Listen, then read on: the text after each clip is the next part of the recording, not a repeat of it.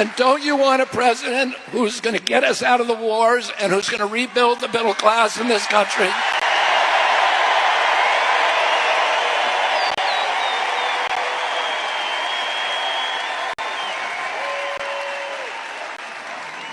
And he told me that he wanted to end the censorship because the whole basis of American democracy is the free flow of information.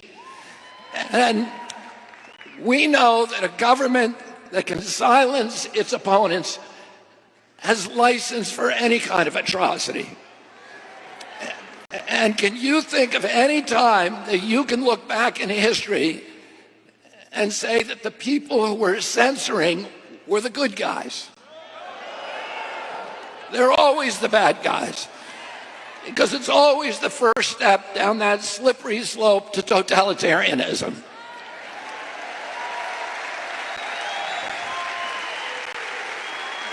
And don't you want a president who's going to protect America's freedoms?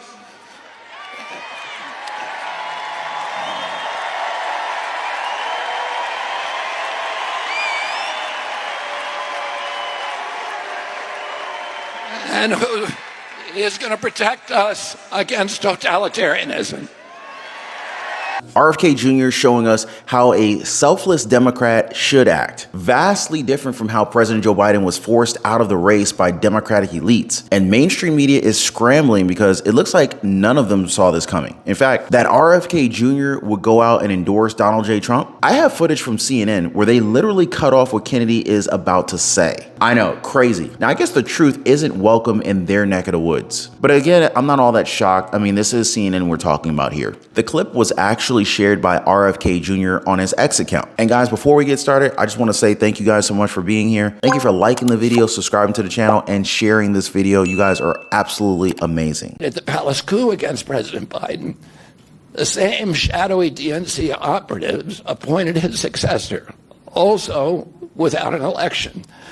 They installed a candidate who was so unpopular with voters that she dropped out in 2020 without winning a single delegate.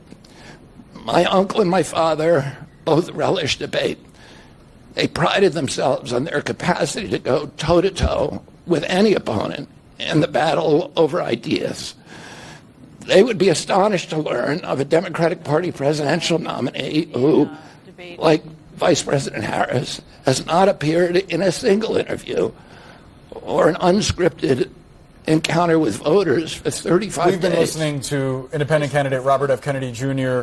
from Phoenix outlining what led him to his quixotic quest for the White House to now dropping out and relinquishing the title of Democrat. He had a series of complaints about the party. We're, of course, going to continue watching his remarks. There's a back and forth over whether he's going to endorse former President Donald Trump.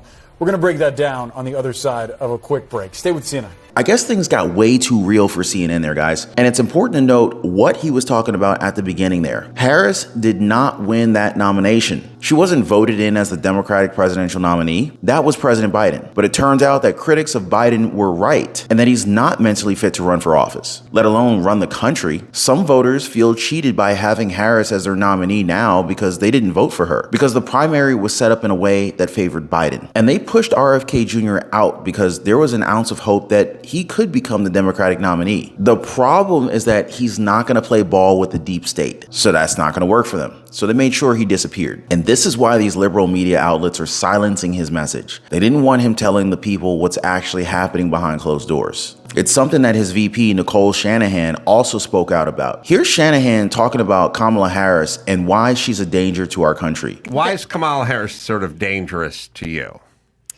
I think Kamala Harris is dangerous to me because she is the ultimate puppet for an organization that has, I believe, since President Obama, not actually run real people.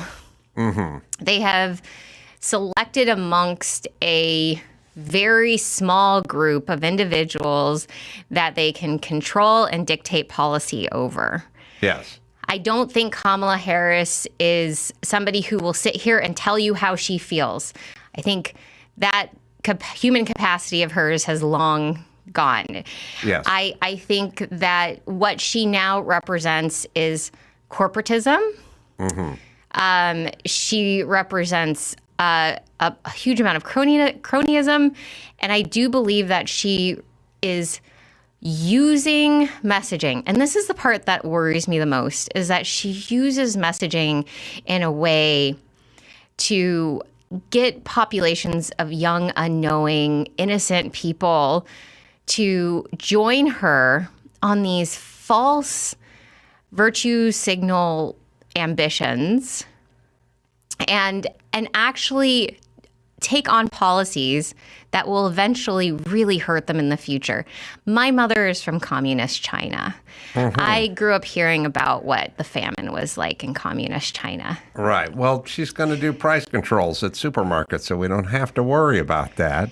But that is exactly how you get to a famine. I mean, this is... I know. This is the basics. This is communism 101. Well, I know what I can't figure out is why don't they know what's going to happen? Like, so when Gavin Newsom goes, every fast food worker is going to get $20 an hour in California so we can give these people a living wage. Yeah. And it's like, check back in 6 months.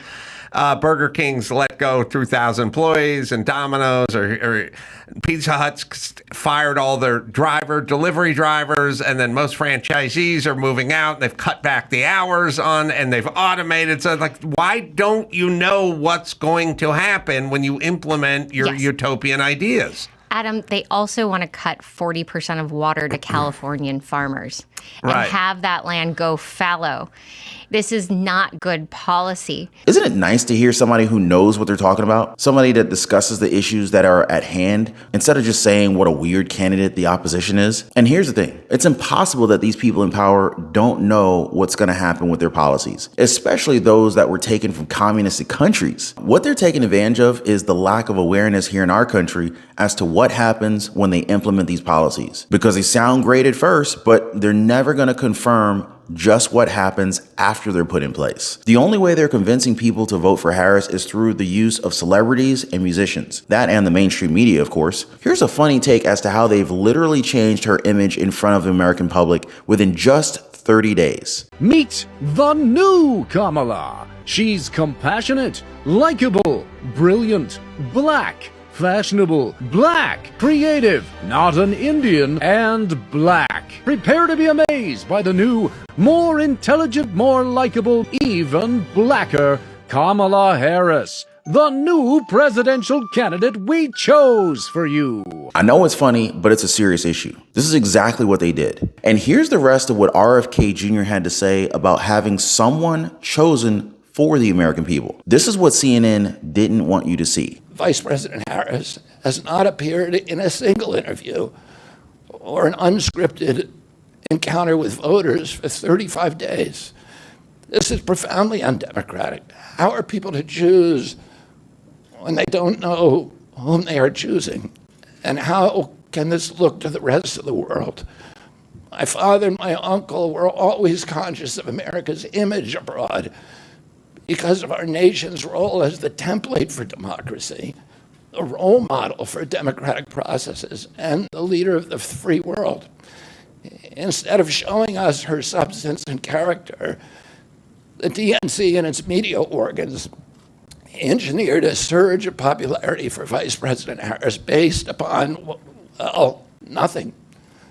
No policies, no interviews, no debates, only smoke and mirrors and balloons in a highly produced Chicago circus. There in Chicago, a string of Democratic speakers mentioned Donald Trump 147 times just on the first day.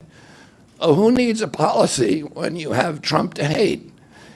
In contrast, at the RNC convention, President Biden was mentioned only twice in 4 days. This isn't the Democratic Party that RFK Jr. grew up on. And this is why he's endorsing Trump. The way that they have propped up Kamala Harris is unfair to the American people because they have no idea who they're voting for. And the scary thing is that the average American's not even questioning what just happened. They only have this perfect image of her that they've manufactured, who can do no wrong, who pretends to be black when she needs to be. But when you get down to policies, they all crumble away. Now, speaking of endorsements, though, I did a previous video where I talk about the possibility of a global pop star endorsing Donald Trump. Her fans are already making shirts about it. And yes, I'm talking about Taylor Swift. Now, make sure you guys check that out because the Swifties are coming out in droves to get behind the former president. As always, appreciate you guys being here. Thanks so much for keeping yourselves informed. Thank you for liking the videos, sharing the video, and subscribing to the channel. I'll catch you guys on the next one.